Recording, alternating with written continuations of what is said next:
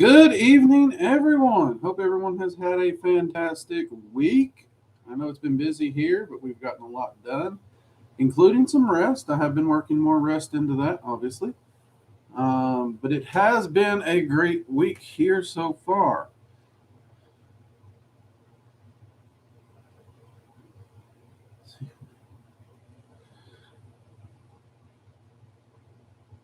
Let's see, we got a few people in here already. I do apologize if you see me squinting. I have been awake for quite a while. So, Anthony, hey, good to see you. Steve, good to see you. Luna and Jade, glad you could both make it in here. Red Cap, welcome. All right, not a bad little turnout for the start of the show. We'll see if more people trickle in here. Um, Hopefully, you all are enjoying the first part of December here. The holiday seasons are really geared up. I don't know if any of you all do the Black Friday thing, but I sure don't. If you did, I hope everything went well. I hope you survived. No one got hurt. And if you were out there trying to get your deals, I hope you got the ones you wanted for your holiday season. Bornoldas, hey, good to see you, man. Glad you can make it. So, man, I have actually been doing a lot of work myself, getting ready for the new year and prepping for the Norse Path working. Um, been diving in, trying to get the tarot course finished up. Or Tarot Curse, as Luna has nicknamed it due to some of the filming issues we've had. But this week, actually, we went back and I filmed two readings for the course so that you could actually see me literally go through and fully translate two of the main spreads that we're going through. So you do get to see a little bit of a personal insight there. One of those readings, man, it was just clocking me in the jaw every time. It was one of those good readings that really digs down into the core of things. So that's going to be fun to get that course up and let you all see that.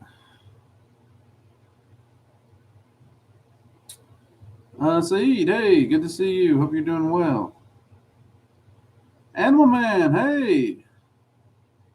Yeah, we got some people trickling in here. If you are here, by the way, do hit the like button, give us the thumbs up. It definitely lets the YouTube algorithm know you love the work we're doing. That way, they'll show it to more people who are seeking this kind of information and can find the channel and hopefully find the path that works best for them.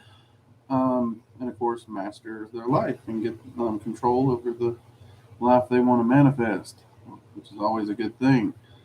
Um, Birdie, howdy, good to see you. Let's see, am I planning any special spiritual work for the winter solstice? I'm planning on giving Lucifer a piece of poetry and a rose. I do have some divinations work and whatnot, which I do actually have a video coming out this month on what I'm planning to do more this year for celebrating the solstice and get into the details and give advice and ideals on how you can do that. Um, a lot of my solstice work this year is going to be focused on paring the house down, clearing out a lot of the old, um, tying up the final loose ends of the year, but also preparing for the next year, preparing for the coming of the seasons. Because, as we know, the winter solstice is the darkest night of the year, it is the longest night of the year, but it also kind of marks, in most places, not all places, where the winter turns into its harshest. So it's also celebrating the sun coming back and, you know, the bounty and the just the general blessings that come with that, especially if you were to live off the land. Winter would be a very harsh time indeed. Um, so I try to take a lot of time this time of year, try to make use of the long nights because the long nights give you a longer psychic quiet. It's great for meditation. It's great for introspection. I'm going to look through One of the things I do at Yule is I actually go back and look through all my journals through the whole year. I actually do a complete recap of everything um, as part of my um, finishing out the year and tying up loose ends. Interestingly enough, I try to do absolutely minimal work other than self care and meditation from Yule to New Year's.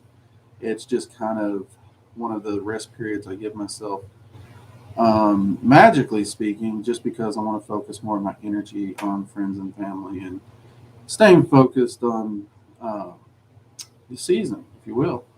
And, trying to be a good person, trying to be nice, help other people out in the community, and that goodwill toward all kind of concept of the season. But yeah, the larger part of this will mainly be focused on all that. Let's see, Angela, blessings on. How is everyone? Angela, I'm doing pretty good. I really am, and I hope you're doing well this holiday season as well. So yeah, it's actually been kind of funny because we've already had pretty busy holiday season. Um, we've had to go out and do a bunch of runnings, and um, I'm doing very well at staying positive. In fact, I've had a lot of people ask for more meditations here on this channel, and that's a great idea. And many of you have noticed that we've been sharing like different ways to get through the holidays and stuff over on, and sharing holiday concepts over at the Discord. Um, and Luna mentioned, would it be possible to do a holiday meditation? Well, ironically, I do have a holiday meditation that I enjoy and I love to do, and I've been using it for years to get me through the holidays. um, because if I don't pay attention, I can let the holidays bring out the worst in me, and that's the opposite of what I want. So this week, this Tuesday's video is actually going to be that holiday meditation and how I utilize it. And I'm going to go over the specific one I use. You can customize it, of course, but so that is one. And then we have another meditation planned for coming New Year's.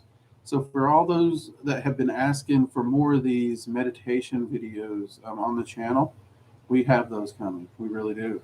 And I'm glad to get those out there and share those. Let's see, I turned 25 on Christmas Eve. I really like the idea of going through notes because I have so many.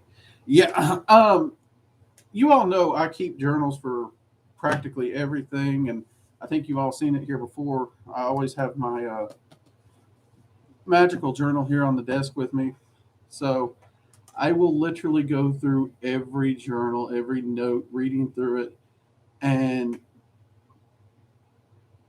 paying attention to what I've learned, where I started, and the growth and everything that I'm going to finish the year out with. Um, Last year's Yule workings were amazing, to say the least. I did not think the growth that I had from that year would be that big of a deal because even though a lot happened globally, spending so much time in the house, I just felt like I didn't do anything. But at the same time, when I looked back at the journals, the work I did, and the progress I made, oh my God, it was amazing.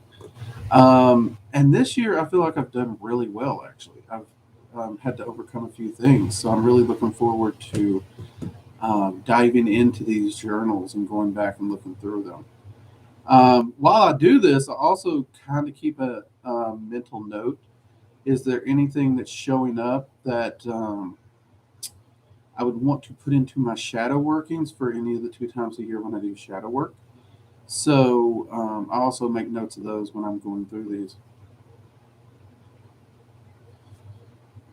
And happy birthday, by the way, Rick. When it comes, obviously.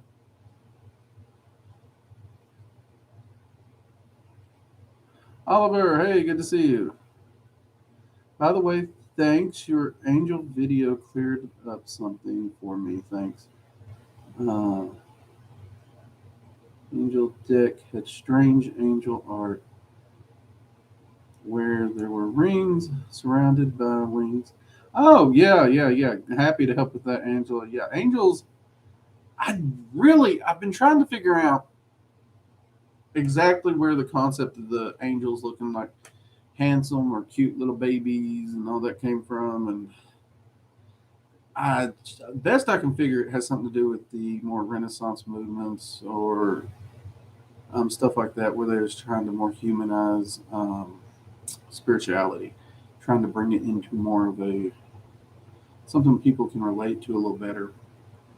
And it shows up throughout many works, but so I guess Renaissance might be not be the correct word, but I do believe it's where we were trying to connect on a more human level with things that were really freaking hard to understand.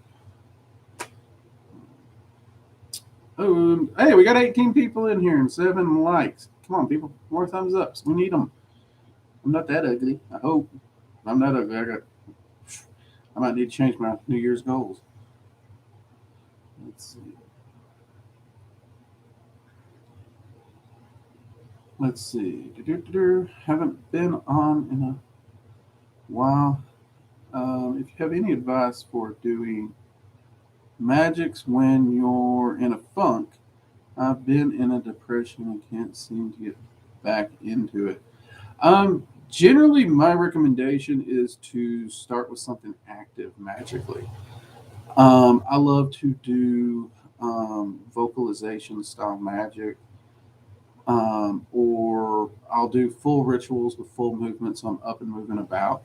I find that when I get in a funk, doing this kind of magic really helps a lot. Um, One of the reasons I like vocalization is you can really do it just about anywhere. One of my favorite ways to do vocalization is while actually doing by taking when I'm taking a shower, because you got the water is very invigorating to me to begin with, and there's something about the resonance of being in a shower, whether it's you've got the door on the shower or a curtain, the resonance, the vibration, it just echoes through the room really well. Um, but yeah, those I usually try to go with something simpler to get jump started and get to moving. I find those are really some of the better ones, and vocalization really does kind of get that whole vibration of the person going. The same thing with good active meditations, focused meditations, those can also help. But I find that those are generally the ones that help get me out of my funk.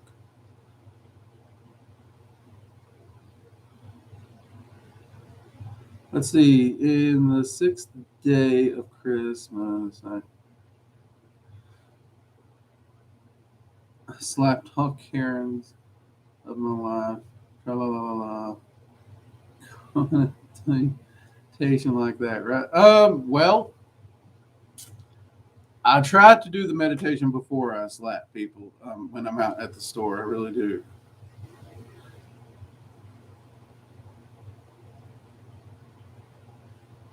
That's a public service for Christmas because the Karen population seems to double this time of year, sadly. Oh, man, it does get a little rough. It really does.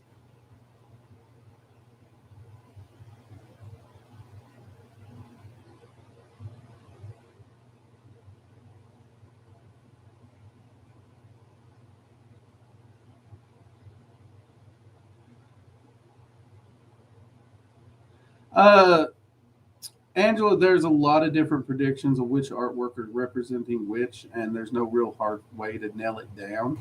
In fact, I've seen scholars and authors come from it from different angles, and none of them really can seem to get on a consensus of it, which honestly makes sense. It really does. We have no way to be absolutely certain, as there's very few surviving literary sources that can literally define them. Not only are the descriptions often vague or differing, but even the titles given to the groupings of angels changes from source to source, only further complicating it.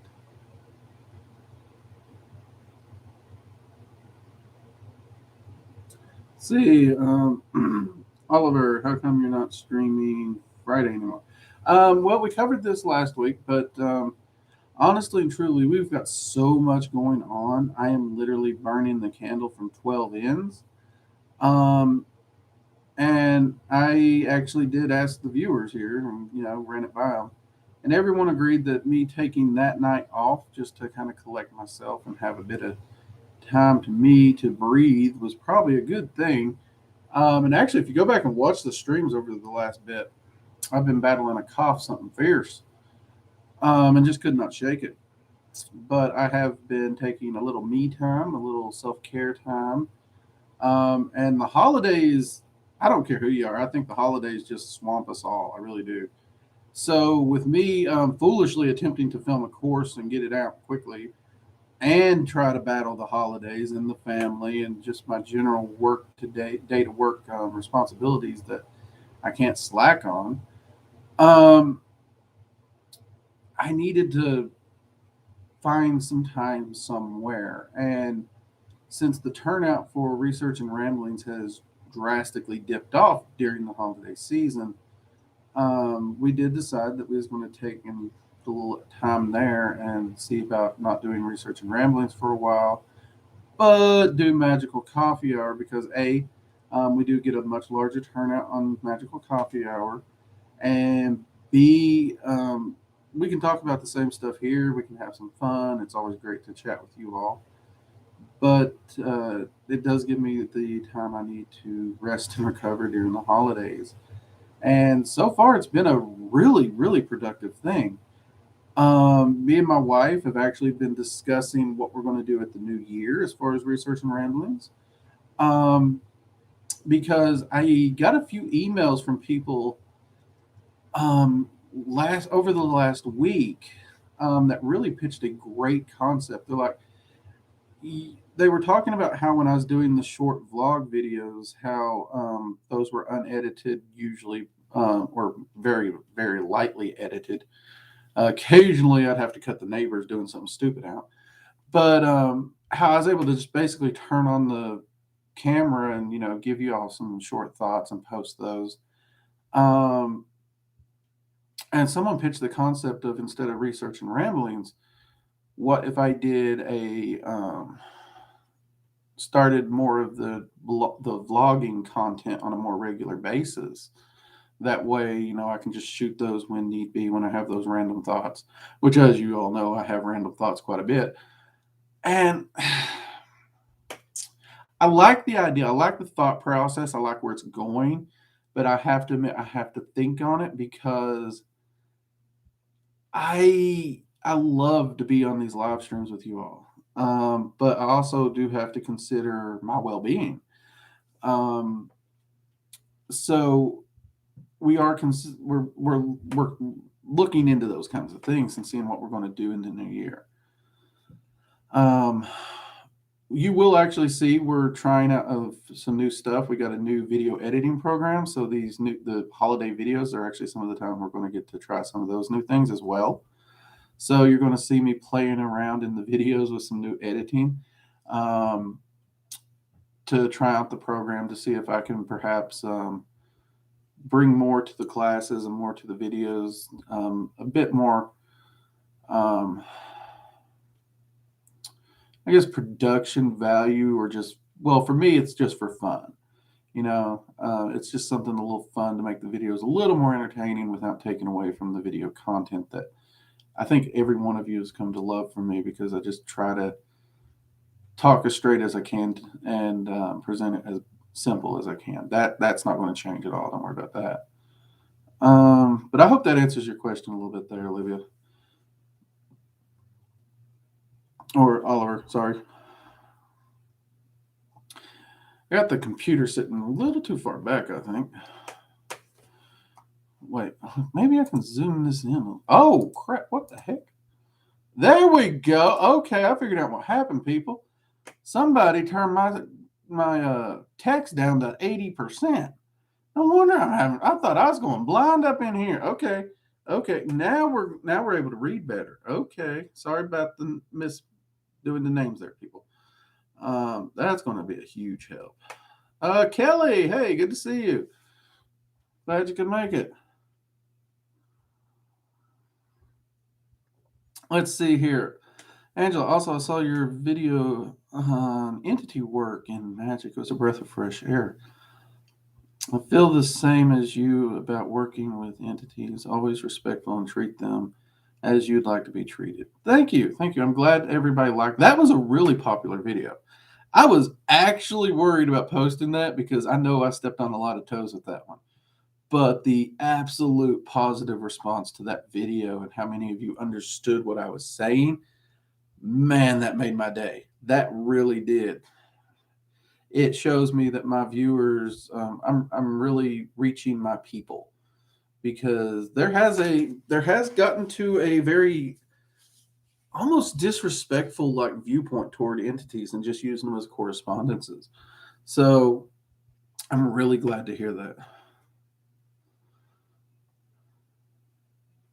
Let's see, Bernaldus, let's help Drake feel pretty more likes. Bernaldus, man. Well, it seems to have worked. The likes are going up. So hey, yeah. Also, can you all believe it? The channel is over 9,000. We're pushing into the 10K. We are going to have to figure out something to do for the 10K. I don't know what it'll be. I'm definitely going to probably do a special video. I know a few of you wanted. I've had some weird requests for almost comic-like videos, because apparently y'all like to see when I cut loose, act goofy, and just get nonsensical. But I'll consider that. But we're planning a giveaway as well.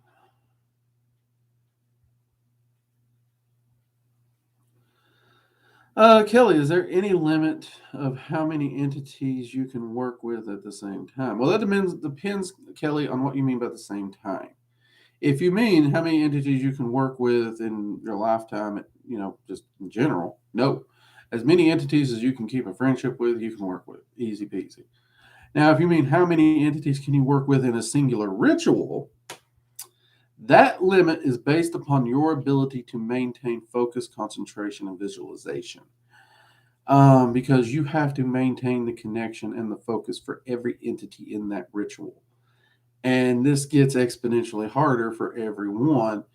And this is why a lot of people say to focus on one or two entities during a singular ritual, because the more you spread your focus, you're going to notice that essentially your focus on one entity is going to blip out and blip back in, blip out and blip back in.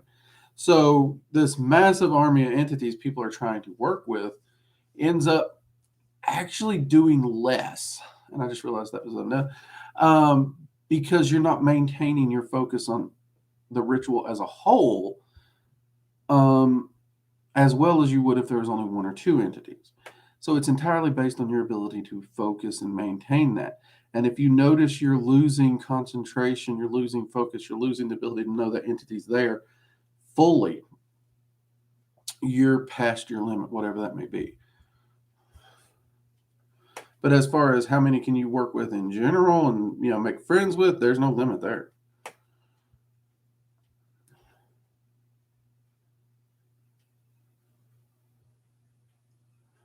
Angela, I did notice that while researching angels further, you are right. Yeah, a lot of the categorizations that we know of for angels, spirits, demons in general, they're entirely human made.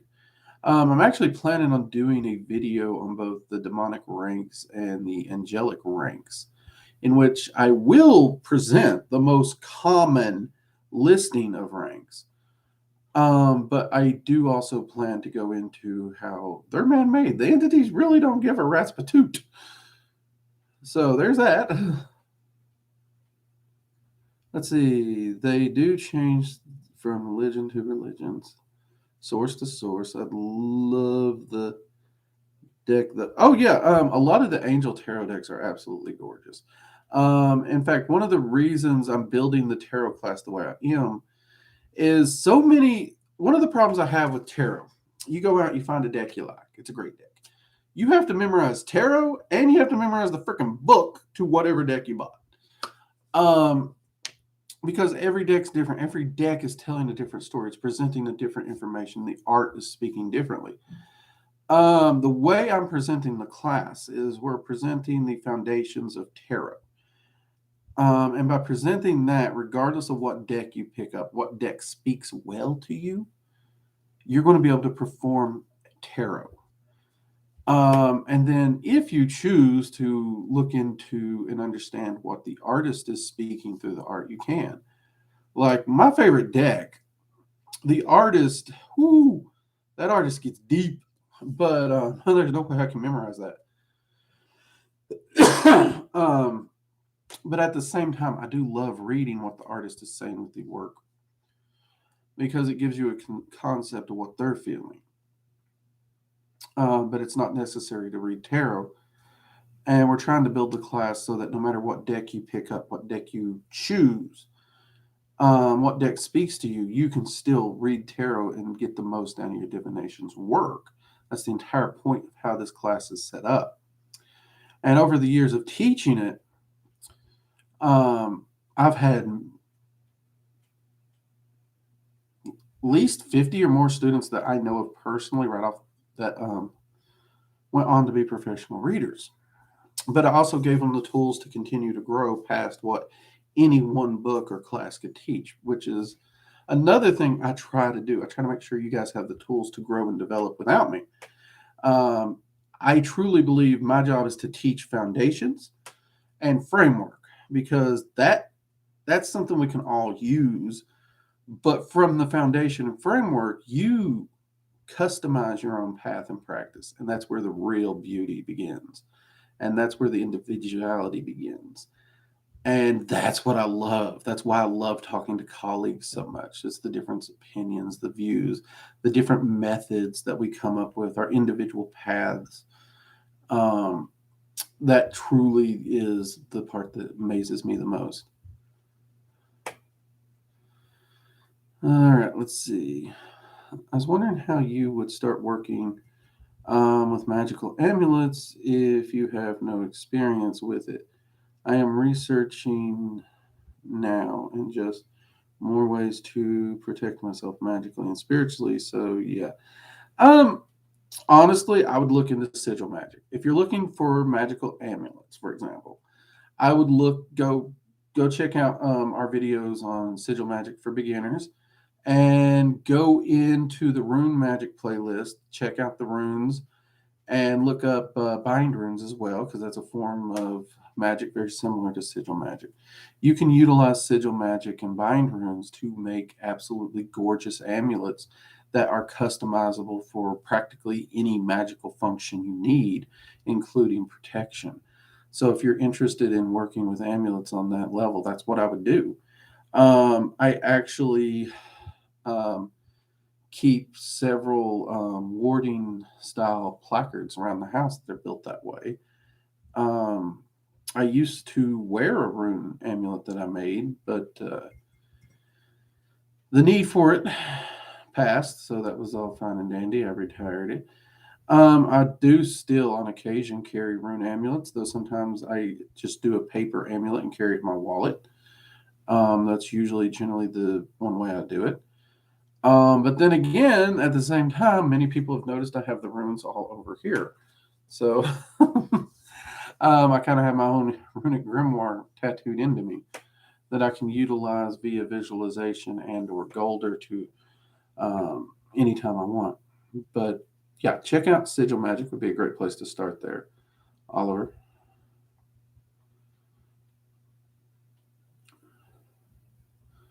See, I have inspiration for starting my practice. Again, I've been thinking about it while you talk. Thank you, Drake. No problem. No problem. You know what? It's weird that you say that, Bertie, because I know a lot of people, they will come over, they will sit down and talk. And apparently there's just something about me that motivates people, even if we're not talking about whatever it is I motivate them to do. I don't know what I do. I don't know if it's my southern accent. I don't know if it's the hat. Maybe it's the hat. People like the hat. I don't know. But I'm always glad to be able to help people. So mugs up to you.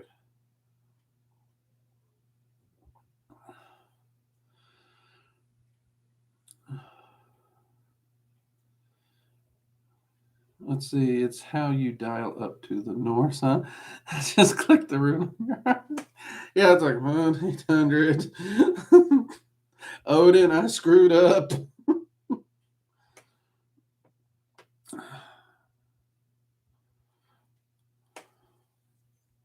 No, it's actually one of my favorite tattoos. It's actually interesting because I was just going for like an very generic look to the runes, but the artist pitched a concept to me that I fell in love with. She actually had me sit down and write out all three runic ets in my handwriting. And then she took that and actually did the runes. So the runes that she tattooed are actually in my handwriting. Um, and I mean, she did the mock up and everything and showed it to me beforehand. But when I saw the organic look to the runes, how they were actually in my handwriting, they had that connection of me writing the runes. Um, I was speechless. I really was. There was just no way around it. I fell in love with the tattoo, and she hadn't even, um, you know, put the ink in the gun yet. Um, so yeah, that is actually one of my favorite tattoos.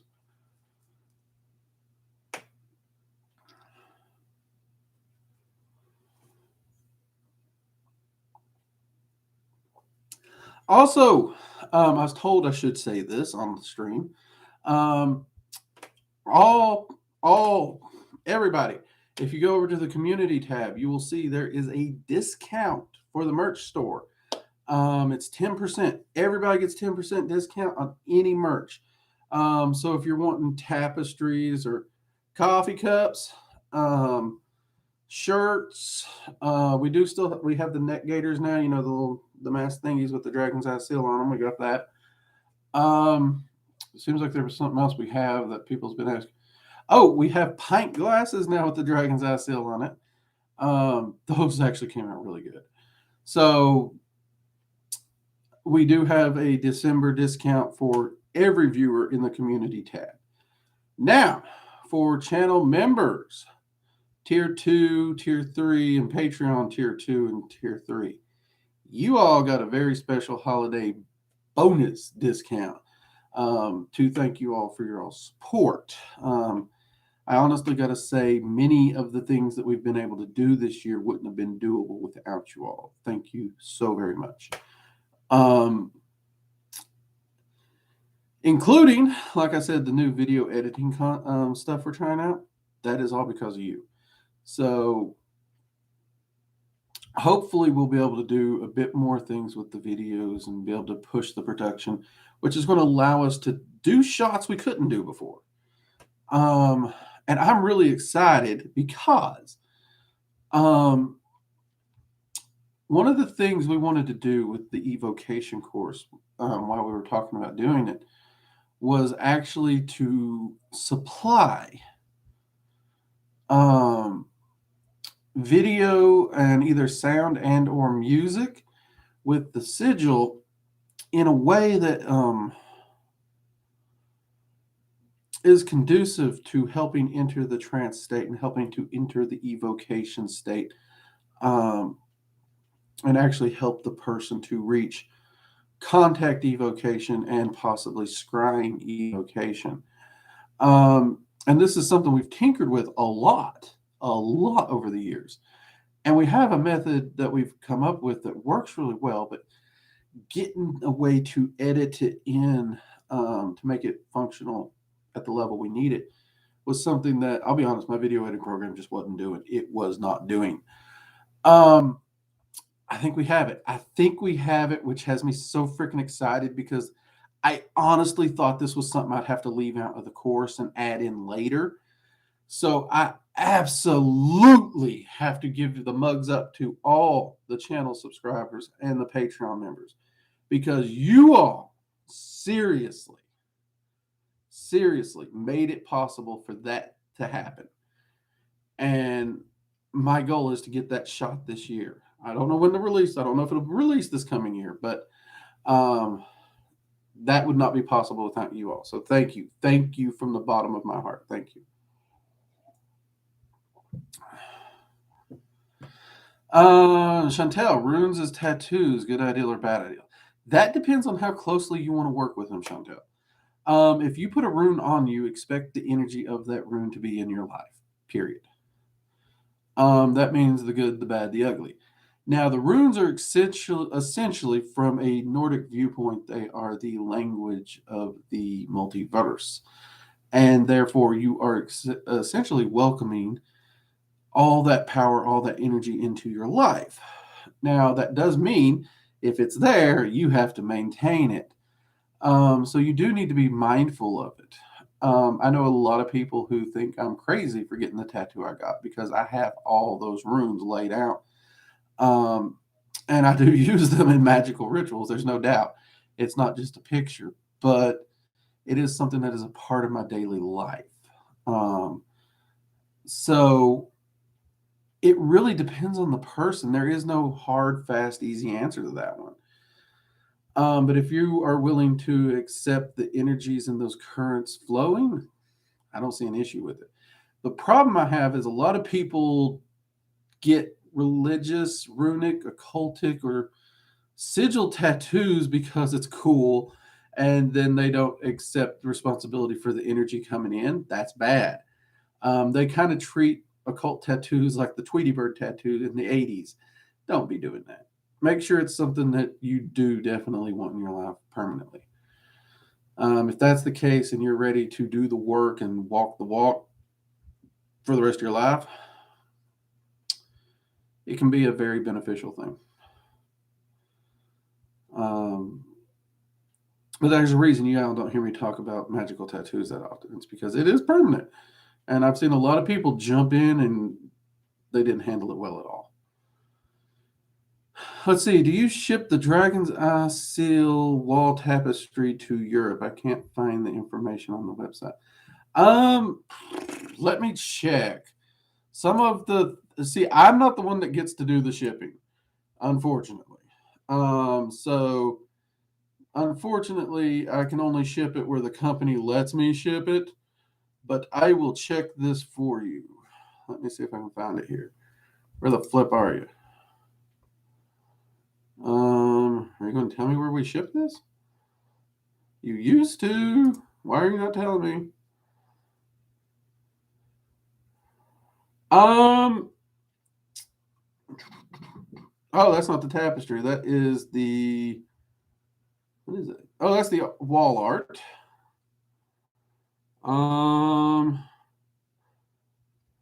Where the what?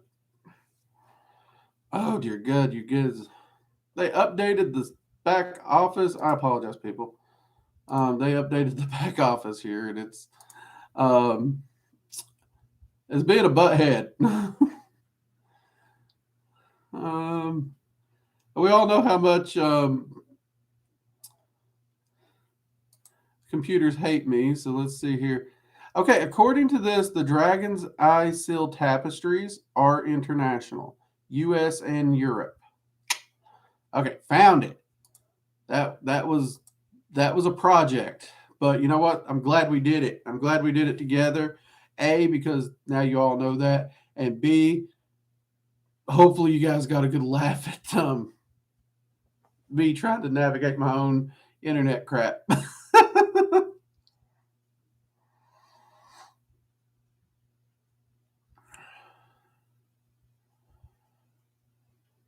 Let's see. For someone who has, I'm going to say that's no knowledge of magic, but wants to get into magic, what's your advice?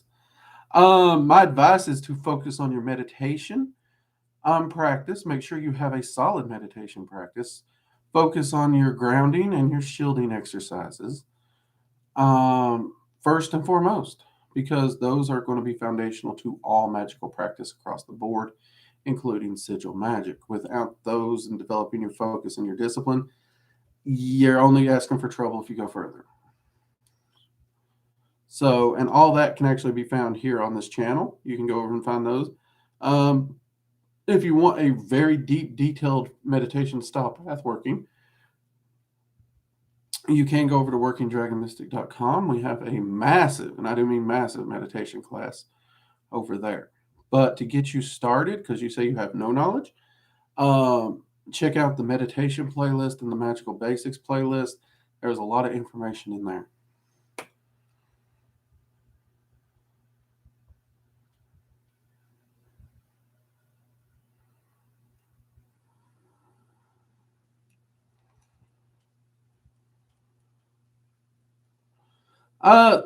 Steve, honestly and truly, the dragon, if you're talking like a dragon's eye, like the eyeball, not like the sigil, that's essentially going to fall into the symbolism of a dragon largely.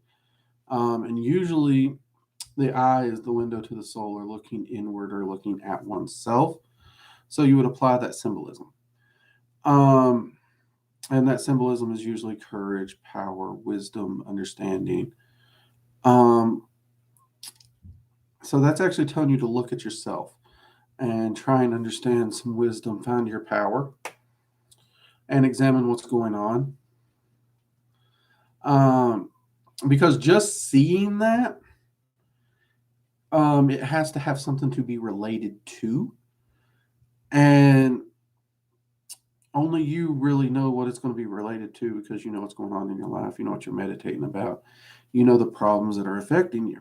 Or you don't, and it's showing up, and you need to meditate on it and find out what that thing is. And once you can identify that thing, then you can begin to seek that understanding.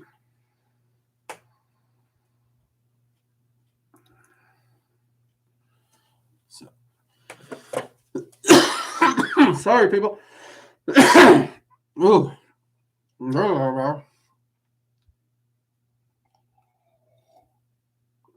I've seen people before with entity seal tattoos. What's your opinion on that? I'm to each their own sort. I personally am scared of tattoo process, so it's not for me.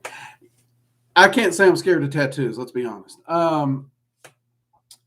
Entity seal tattoos. To each their own. Seriously, I don't really care how bad an ideal something may be. I believe the individual has the right and the freedom to do what they want. I'm a big believer in some of the best life lessons. We have to mess up. We do. We have to mess up. We have to fall on our ass. Now, I don't say it like that to be like, I'm against it. I think it's a bad idea. Because entity seal tattoos are very much like the runic tattoos. Any occult tattoo, you got to look at what it attaches, what it goes to, what the symbology is, what it's bringing to you. So, if there's an entity in my life that I work with on a daily basis and they're a huge part of my life, that energy is already in my life every day. Getting a tattoo would be a great way to honor that relationship and increase the connection to what's already going to be there.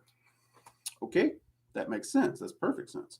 I know a lot of people who think I have an Odin tattoo, or who think I have an Azazel tattoo, or a Belial tattoo. I do not. I don't have any direct entity tattoos. But as an example, I work a lot with Azazel. I love working with Azazel. Same thing with Odin and Freya. And hell, those are all entities. Getting a tattoo of them wouldn't affect my work with them because they're always here anyway. That said, though, Azazel is very much a popular entity, and to the point where he's almost become pop culture popular. There's a lot of people who want to be cool and say they work with Azazel, and they'll buy his imagery, they'll do all this stuff, and they'll even attempt to evoke him. And more often than not, they'll get his attention. But then they wonder why their life falls apart. Because Azazel comes in, he's going to work to create that change. But when you have obstacles built up stopping the very change you're seeking, well, you kind of got to tear that down, don't you? So there's a lot of people who are getting these tattoos to be cool without understanding the long-term commitment. Um, in that case, I'm not a big fan of them. You shouldn't just get a tattoo to be cool. I fully believe any tattoo should be weighed heavily. You shouldn't just get it for fun. Every one of my tattoos is like a living journal or diary. Every one of my tattoos has a deep and drastic meaning to it. Um, so I would put the same thought easily into an entity sigil. Um, and some people, that kind of a commitment's easier than others. Some people, like I said, but I wouldn't do it just for funsies or to be cool. I'd make sure that that is something you want in your life forever before you do it. Beyond that, hey, more power to you. Let's see. As far as what it would do, it doesn't really do anything magically. It does put that energy in your life always. Um, but you could easily do the same thing by putting the sigil on paper and hanging it in your bedroom. It would do the same thing, but you're still going to be required to control that energy. Let's see, if you click on delivery details, tapestry over, it shows that oh, Luna, look at that. You found it quicker than I did, didn't you? Go fig.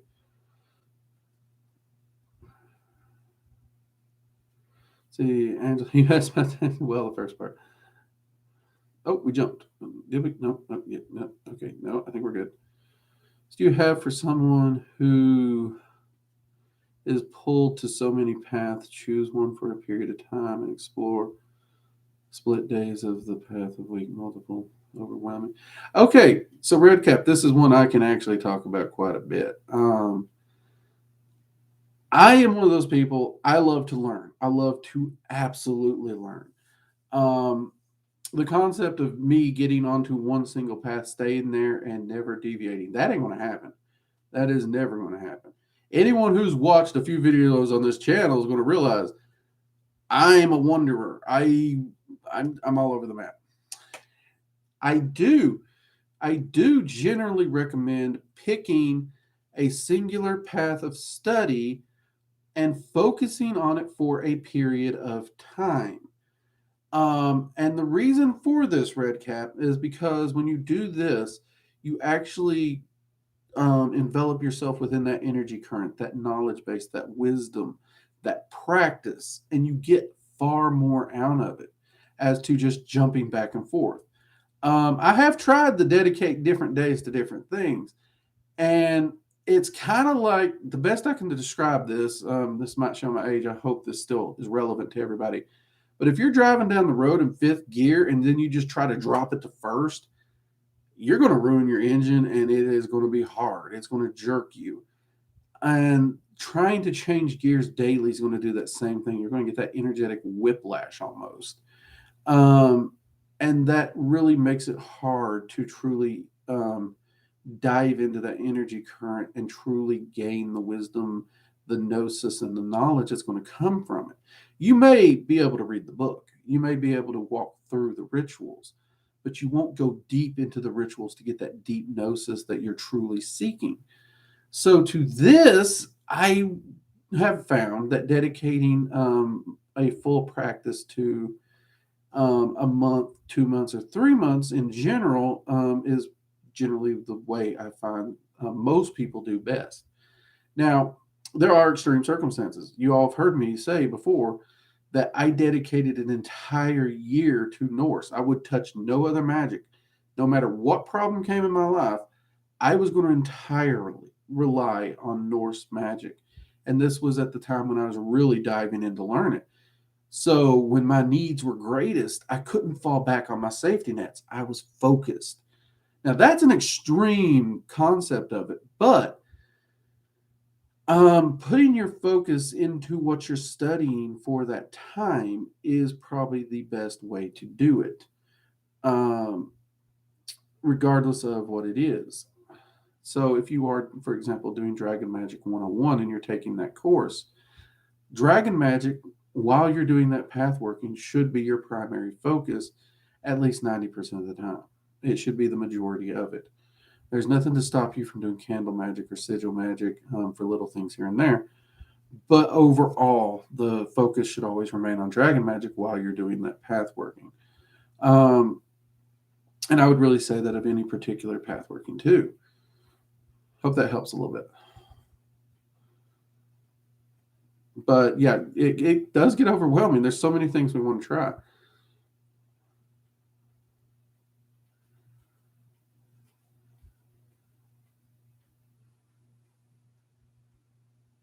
The Celtic Dragon Tarot deck, it's actually not new. I have that deck. It was one of the ones that was designed by DJ Conway and another artist. It's actually a really nice deck. Um, it's is it one? I think yeah, it's one of the decks I actually spotlight during the tarot class. Even Steve, thank you, sir. No problem, Steve.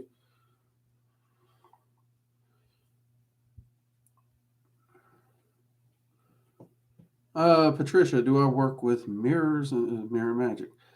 Depends on the spell and the goal. I mean, I do work with mirrors. Mostly, I do mirrors for scrying. Most mirror magic, beyond that, it's not been a main interest to me. I've learned it, I've studied it, I've gotten success with it. But most of my mirror magic is generally through scrying and or astral evocation. But yeah, I do work with mirrors. Um, in Dragon Magic, we discuss some astral evocation. We show how to make the mirror. Um, in the evocation class, obviously, we're going to be talking about astral evocation. And again, we'll be going over how to make a mirror. For those people who are like, wait, do I have to buy Dragon Magic to find out how to make a mirror? No, you don't. In fact, I've actually considered doing a craft video to show you how to make a mirror here for the YouTube channel because, yeah, I am not a supporter of go buy a $60 um, piece of little tiny stone like this so you can scry. Um, that's redonkulous. And then for the nicer mirrors that are actually functional, something about that size, they're going to charge you 300 and 400, and that's just ridiculous. Um, I would either craft a mirror or, like I've said before, use your phone. Look at that. That's a black mirror already. Um, so a mirror is very easy. I got one friend. She went to not Home Depot. She went to Goodwill, found a metal mixing bowl for $2. Came home, poured water in mixing bowl. Boom, instant mirror. Um, Also a great way to do it. So yeah, I love mirror magic for certain spells. I'm one of those people. I use different things for different uses depending on what I'm doing and the situation in and of itself.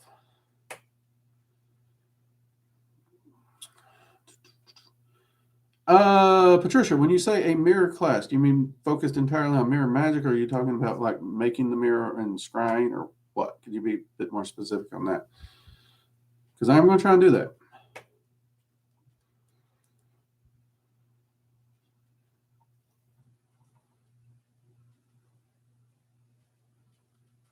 Let's see. Can you just explain more about energy since magic has so much to do about it?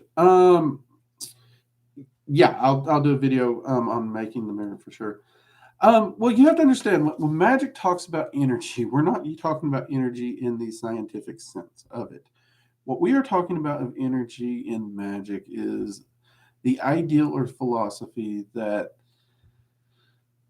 the building block energy of the multiverse moving around in currents, which is something that science necessarily cannot measure and does not necessarily recognize either. Actually, it doesn't recognize it. And the way we use the word energy in the metaphysics doesn't relate to science at all. But the concept of it is very simple. These currents of energy that are constantly flowing throughout the multiverse, each of these come from some form of source to the point where energy is energy is energy. But imagine, if you will, as this energy moves closer to the physical plane, it begins to take on a sustenance, a vibration of its own that begins to differentiate it from its original source. And one of the analogies I give to this is, let's say source is water. Okay, you got good crystal clear water, your favorite water, whatever that water is. Um, all the beverages we're about to talk about start with water, but depending on what happens to them from the time we have our water to the time we drink our beverage, changes it. So you expose that to lemons, you expose that to sugar, the water becomes lemonade. You expose that to Kool-Aid packet cherry and sugar, you get cherry Kool-Aid. You expose that water to coffee grounds, we get a big cup of Joe, get some good coffee. You expose that water to oolong, you get oolong tea. You expose that water to chicken, you end up with chicken broth. You expose it to bone, you end up with bone broth. We started with the exact same thing, aka source energy, but based on how it moved and transitioned toward the physical realms and out into the multiverse, and what it was exposed to altered not only its flavor, it altered its consistency, and it actually would even alter how it interacts with its environment around it. This is essentially the concept of energy. All energies essentially come from the same source, but based on what they're exposed to, we start to define them on that. Just like all those beverages, we called them something specific. Because I'll tell you right now, if I go into a restaurant and I order me a cup of coffee and you bring me a cup of hot water, we're going to have words. Because I didn't order hot water. I specifically communicated coffee. And though energy is energy is energy, we utilize these terms of fire energy, earth energy, water energy, Reiki energy, divine energy, celestial energy, infernal energy. They're all energy. We're just defining them more in a specific way to understand their behavioral pattern based on it. And even that is generalized. Because let's be honest, cherry Kool-Aid is a general term. It's a name brand term. But let's be honest, you also got Flavor Aid, you got Savor Aid, you got Kroger Aid, you got Great Value. They all have cherry. They all have cherry. They all fall into that category. But there's little minute differences. Some people may notice, some people may not. And some people may prefer one over the other. Does that help?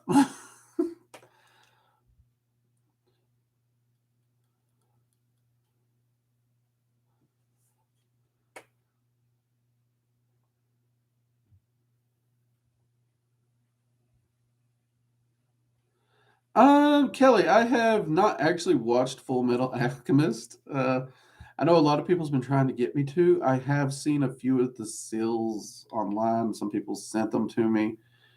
But nothing that I think that I'm qualified to comment on, not having watched the show.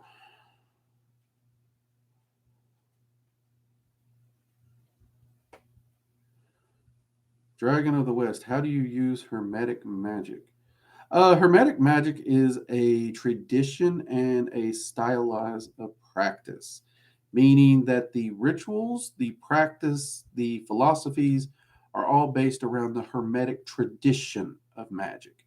So, Hermetic magics are stuff like the Golden Dawn, ceremonial magics, and stuff like that.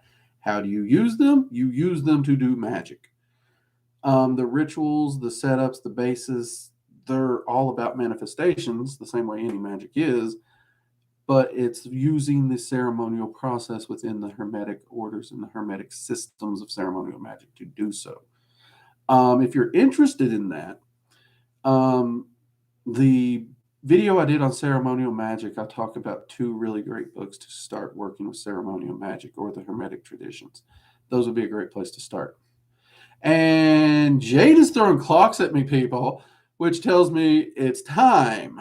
And does Volt at 2? Does Volt? You throwing clocks at me too, mate? Oh my god. At 2, 10. All right, let's see here. Let's make sure I got everything. No more questions. Let's make sure I got everything here. Which colors apply to which energies and what are their properties? First off, there's well over billions of different energy types, and color associations vary from tradition to tradition. There is no hard set, this color represents this. Correspondences are not carved into stone, finite, absolute, universal truths. They are more traditional opinions, which does kind of complicate things. But when you're working within a tradition, if you're working within a system, it is generally a good idea to start using their agreed upon correspondences to get the feel for the system. And then once you have a good understanding and feel for the system, you could actually begin to develop your own correspondence to work with that system. So, yeah. It space very well. I love that. All right, everyone, I'm going to get off here. I'm going to actually have some editing I got to do tonight. Oh, Lord. Also, I'm supposed to get some reading done. Reading, editing, reading, editing, reading, editing. Oh, man, hard choices. But I do hope you all check out the holiday meditation video we got coming up. Believe me, I know it's going to be an interesting meditation for a lot of you. It is directed at the holidays, sneak peek, but it is a meditation that can be utilized year round to just help with general stress, anxiety, and just generally getting yourself through the day and feeling good. It can be easily modified. So I think it's going to be a very beneficial meditation for all of us. I know it has helped me greatly through the years. I use it to get through the holidays. My granddad used Jack Daniels to get through the holidays. I didn't think that was a good way to go. Okay. Not that I got a problem with whiskey, but I don't lean on it as a crutch ever. If there's ever anything I got to lean on as a crutch, I'll stop it right then and there. Just boom. Because if I can't do it myself, I don't need to be doing it. That's my ideal.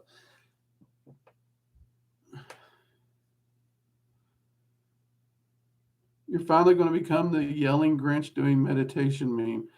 I'm okay with this. I am okay with this. I have no problem. You all wish to call me the Grinch. I will happily be the Grinch. It's my favorite Christmas movie and song. Although, and I will share this with you all, my family, my viewers, it is not Christmas. It is not Yule until I see Hans Gruber fall off Nakatomi Plaza. Okay? I'm not lying.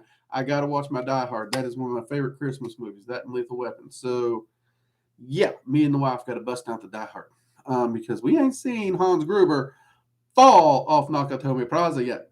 Nope. Got to do that. All right, everyone, you have a fantastic evening. Have a great week. And I'll be seeing y'all at the next Magickal Coffee Hour. This has been a blast. A lot of great questions. And as always, it's fun. So, great way to end my weekend and get ready to start a busy week. All right. So, from my family to yours, happy holidays. Have a great week. Take care. Bye bye.